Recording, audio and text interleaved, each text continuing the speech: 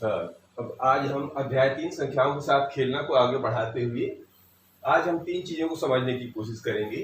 एक तो है उभयनिष्ठ या सार्वगुणनखंड, जिसे हम कॉमन फैक्टर्स कहते हैं। दूसरा रहेगा हमारा आज सह अभाज्य संख्याएं, जिसे हम को प्राइम नंबर्स कहते हैं। और तीसरा हमारा बिंदु रहेगा उभयनिष्ठ या सार्वगुणज, जिसे हम कॉमन मल्टीपल्स कहते हैं। तो ये तीनों चीजें क्या होते हैं, इनको अलग अलग समझने की कोशिश करते हैं। तो सबसे पहले लेते हैं उभयनिष्ठ या सार्वगुणनखंड। मान लेते हैं, पहले इसको लेते हैं। तो एक संख्या लेते हैं, मान लीजिए 4, एक संख्या लेते हैं 18। तो गुणनखंड क्या होते हैं? गुणनखंड तो आपने पढ़ा है कि गुणनखंड वो होते हैं जिससे जितनी भी संभावित संख्याओं से वो संख्या विभाजित की जा सकती है, वो उसके गुणनखंड होते हैं। तो लेते हैं जैसे 4 का। 4 कैसे बनता है, देखिए जी। 4 का कैसे लेंगे? 4 किससे बनता है? 1 गुणे 4 से 4 बन जाता है, ठीक है। दूसरा बन जाता है 2 गुणे 2 से 4 बन जाता है। और क्या आता है? और नहीं आता है। तो 4 के गुणनखंड क्या निकले, पहले ये लिख लीजिए। तो 4 के गुणनखंड 1 2, फिर 2 बार नहीं, कोई संख्या 2 बार नहीं लिखी जाती। 1 2 और 4, 1 2 और 4, ये हमारे इसे गुणनखंड आ गए। 18 की निकाल लेते हैं। तो 18 का निकालने का क्या तरीका है? तो एक तो बनेगा 1 से 18, 2 से लेते हैं तो 2 नहीं 18, 2 में भी चला जा रहा है, 2 नहीं 18। फिर 3 से लेते हैं तो 3 6 18, फिर 4 से नहीं जाएगा, 5 से नहीं जाएगा, 6 6 तरीक 18, यानी 6 से रिपीट हो गया। तो जो संख्या रिपीट होने लगती है उसको रोक लेते हैं। तो यानी कितने मिल गए? 1 2 3 6 9 और 18, ये इसके गुणनखंड मिल गए। तो 4 के गुणनखंड कितना? 18 के गुणनखंड, 18 के गुणनखंड कितना मिल गया? 1 2 3 6 9 और 18, ये मिल गए। अब हमको क्या करना? उभयनिष्ठ या सार्वगुणनखंड, जिसे कॉमन फैक्टर्स। उभयनिष्ठ का मतलब होता है जो दोनों में हो। तो इन दोनों में क्या उभयनिष्ठ है? तो देख लीजिए, उभयनिष्ठ मतलब वो दोनों में शामिल हो। एक तो ये दिख रहा है, एक ये दिख रहा है। गोला हम लगा के समझने की कोशिश करते हैं। और इधर की संख्याएं बिल्कुल मैच नहीं करती हैं। तो जब संख्याएं एक दूसरे पर मैच नहीं करती हैं, तो जो कॉमन शब्द होते हैं, कॉमन मतलब उभयनिष्ठ जो अंक होते हैं, उन्हीं अंकों को हम उभयनिष्ठ या सार्वगुणनखंड कहते हैं। तो इनमें उभयनिष्ठ क्या हुआ? उभयनिष्ठ या सार्व। सार्व का मतलब जो दोनों में शामिल है। वो कौन कौन से होते हैं?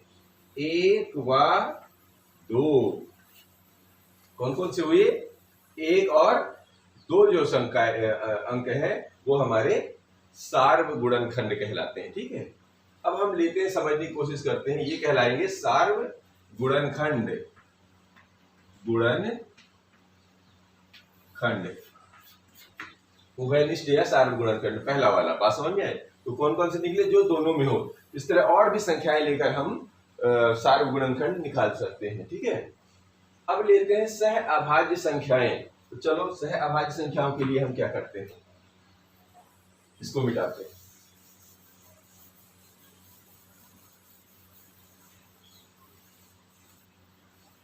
अब कोई और भी ले लेते हैं, जैसे मान लीजिए, कौन सा ले लें? एक अंक ले लेते हैं, अब की बार इसको पढ़ रहे हैं, ठीक है। 4 और दूसरी संख्या ले लेते हैं, मान लो 15। कुछ भी ले सकते हैं आप, उससे कोई फर्क नहीं पड़ता। हमको तो ये शब्द पहचानना है। तो 4 का वही तरीका वही है, 4 का गुणनखंड निकालिए। तो 4 का गुणनखंड अभी तो आपने 1 और 4 निकाला था, 2 से 2 और 2 निकाला था। इसका मतलब 4 का जो गुणनखंड बना था हमारा, यहाँ पर लिखते चलते हैं। 4 का गुणनखंड, 4 का गुणनखंड कितना निकला? 1 2 और 4, ठीक है। 15 का क्या लेना है? 15 का निकालेंगे तो 1 और 15 है। और क्या निकलेगा? 2 से तो जाता नहीं, 3 से देखेंगे, 3 5 15 है। और फिर 4 से जाएगा ना 5 या 15, रिपीट होने लगा मतलब अब ये दोबारा इससे ज्यादा उसके खंड नहीं हो सकते हैं, तो हम इसे गुणनखंड। तो जी क्या लिखेंगे 15 का, अब ये बार बार ना लिखने का तरीका ये होता है, इसको जो है ऐसे एजन लगा के आप छोड़ दीजिए, इसका मतलब जो ऊपर लाइन लिखी है वही होता है। तो आपने क्या निकाला 1, 3, 5 और 15, ये रहा 1, 3, 5 और 15, ये आ गया। अब हमको पढ़ना है सह अभाज्य संख्याएं। सह अभाज्य संख्याएं वो होती हैं जिनमें एक के अलावा और कोई भी संख्या उभयनिष्ठ ना हो। क्या? जिनमें एक के अलावा और कोई भी संख्या उभयनिष्ठ ना हो। तो देखिए इसमें एक तो दिख रहा है, और कोई संख्या दिख रही है क्या? नहीं दिख रही। तो ऐसी संख्या जिसमें एक के अलावा और कोई, तो इनका जो सार्वगुणनखंड, जो सहभाज्य संख्या है, इनका जो सार्वगुणनखंड निकालेंगे, पहले हर बार सार्वगुणनखंड ही निकालना पड़ेगा। सार्व जो गुणनखंड निकलेगा वो क्या निकलेगा? वो एक के अलावा तो कुछ है ही नहीं। तो जिन संख्याओं का सार्वगुणनखंड एक हो वो सभी संख्याएं आपस में सह अभाज्य संख्याएं कहलाती हैं। इनकी अभी हम परिभाषा में लिख के चर्चा करेंगे। और उभयनिष्ठ या सार्वगुणज क्या होते हैं, जरा इसको भी समझ लेते हैं। तो जी लेते तो सबसे पहले गुणज को हमने पहले देखा था, अब ये पढ़ रहे हैं उभयनिष्ठ या सार्वगुणज। तो उभयनिष्ठ से समझ में ही आ रहा है कि उभयनिष्ठ यानी कि दो, अगर अलग अलग हम गुणज निकाल रहे हैं, जैसे मान लीजिए 4 का ले लेते हैं 6 का, तो 4 एवं 6 ये दो संख्याएं ले लेते हैं।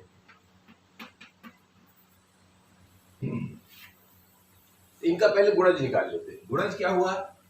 गुणज जैसे मैंने बताया था 4 का गुणज, 4 का ये 4 की गुणज, गुणज क्या होते हैं? ऐसे पहाड़ा पढ़ा, गुणन माने उसका पहाड़ा पढ़ दीजिए। तो 4 एकम 4, 4 दूनी 8, 4 तीन 12, 4 चौके 16, 4 पंचे 20, 4 संग 24, और ऐसे बढ़ाते चले जाइए जहां तक आपको जरूरत है। 6 के लेना है तो 6 के गुणज निकाल लीजिए। 6 के गुणज कैसे आएंगे? 6 एकम 6, 6 दूनी 12, 6 तेरी 18, 6 चौके 24, 6 पंचे 30, 6 संग 36, ऐसे करके बढ़ाते चले जाइए। ठीक है, और इसको थोड़ा सा बढ़ा, 6 चौके 24, 6 पंचे 30, 4 छंग 24, 4 सते 28, 4 अठे 32, ऐसे करके बढ़ा लीजिए और जिससे कुछ मिल जाए। देखो तो सार्व का मतलब, उभयनिष्ठ का मतलब होता है जो दोनों में हो, और गुणज मल्टीपल्स यानी गुणज जो दोनों में हो। देखिए इन दोनों में क्या है, 4 तो है नहीं, 6 इधर है नहीं, 12 है, तो ये गोला लगा लीजिए 12 हो गया। और क्या दिख रहा है हमको? 16 है इधर, 18 है इधर, 20 है, 24 है, 24 ऊपर नीचे है, ये देखिए 24। और यहाँ आगे चलेंगे 4 नहीं 36 भी होता है, तो इधर भी 36 मिल रहा है, इधर भी 36 मिल रहा है। अगर और आगे चाहिए तो इसको बढ़ाते चलिए ऐसे ऐसे, तो और अंक मिल जाएंगे। तो सार्व क्या हुआ? उभयनिष्ठ क्या हुआ? इन दोनों में उभयनिष्ठ गुणज, उभयनिष्ठ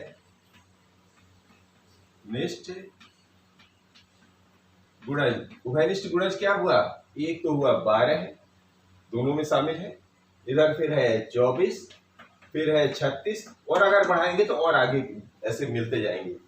तो ये जो गुणज यानी मल्टीपल से मिलेंगे, इन्हीं को हम उभयनिष्ठ गुणज कहते हैं। अब हम इसकी परिभाषा लिखने की कोशिश करते हैं।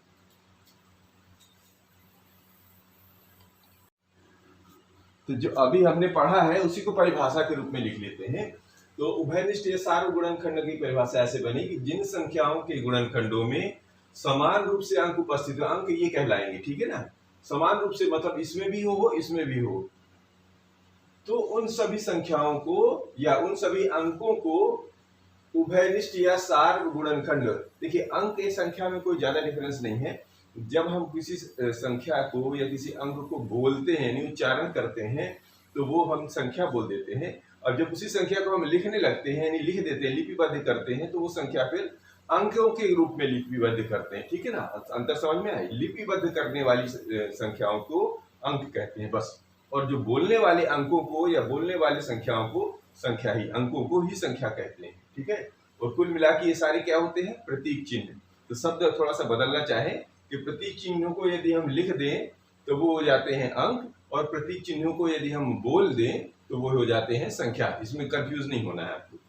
तो हमने क्या लिखा है कि उन सभी अंकों को, यानी ये जो अंक है, उभयनिष्ठ या सार्व गुणनखंड या कॉमन फैक्टर कहते हैं। ठीक है।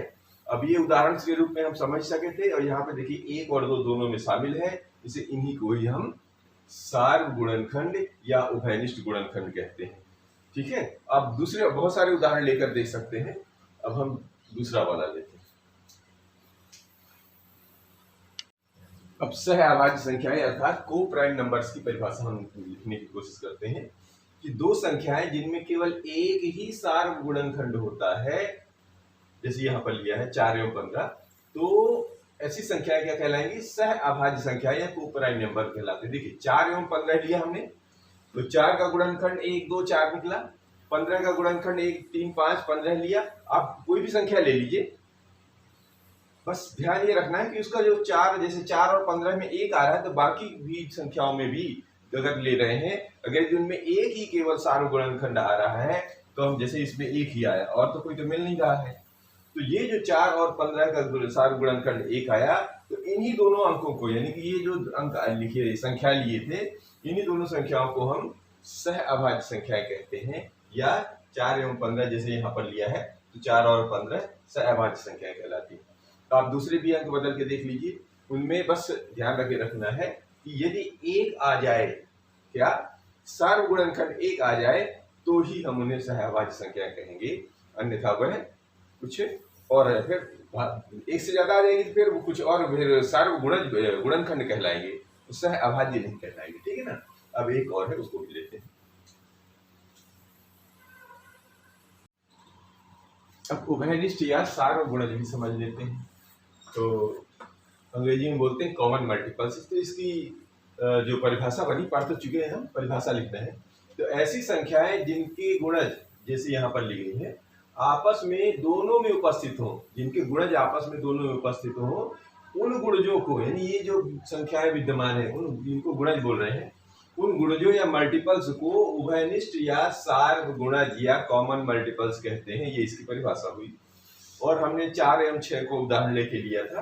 तो 4 के जो गुणज निकाले थे, यानी 4 का जो पहाड़ा जिसमें अंक आते हैं उसको लिख लीजिए, और फिर 6 का गुणज तो 6 के पहाड़ में लिख लीजिए। इन दोनों में देख लेते हैं कि जो उभयनिष्ठ है, उभयनिष्ठ मतलब दोनों में शामिल हो।